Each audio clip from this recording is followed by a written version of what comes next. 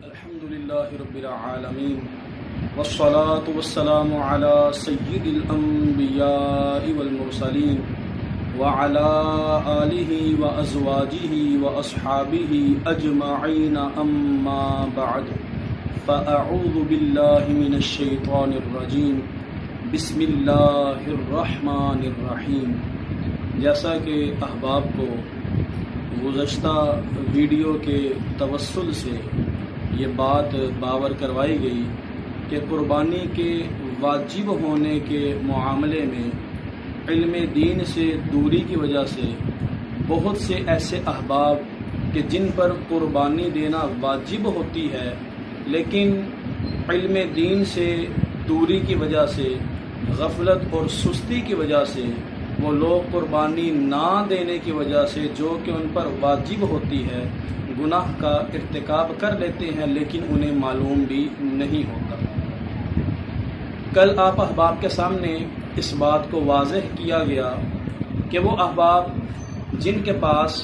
52.5 تولے چاندی کی مالیت کے برابر رقم موجود ہو اور وہ ان کی ضرورت سے اضافی ہو، ایسے تمام احباب پر شرعی لحاظ سے قربانی دینا واجب ہے، ضروری ہے، لازمی ہے. ایسے کا ہی ایک سوال سیدی اعلیٰ حضرت امام اہل سنت الشاہ امام احمد رضا خان فاضل بریلوی رحمۃ اللہ تعالی علیہ سے پوچھا گیا. فتاوی رضویہ شریف کی 20ویں جلد کے اندر یہ سوال موجود ہے. اعلیٰ حضرت رحمۃ اللہ تعالی علیہ سے یہ سوال پوچھا گیا کہ اگر کسی شخص کے پاس رہائشی مکان کے علاوہ 2 اور مکان موجود ہیں تو کیا اس شخص پر قربانی دینا واجب ہوگی؟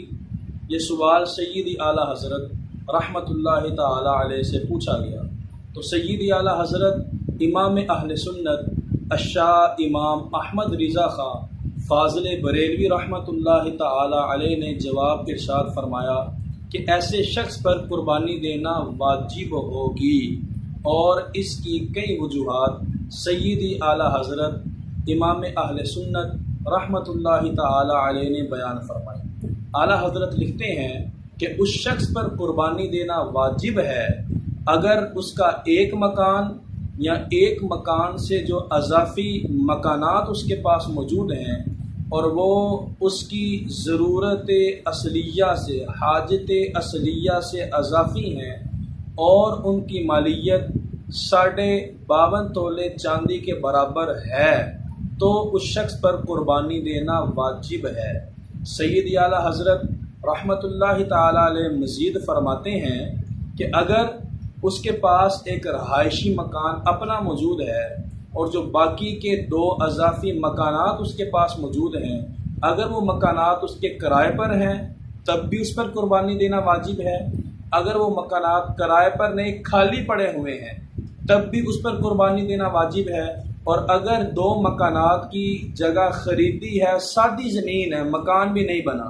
تب بھی اس پر قربانی دینا واجب ہے. اس لیے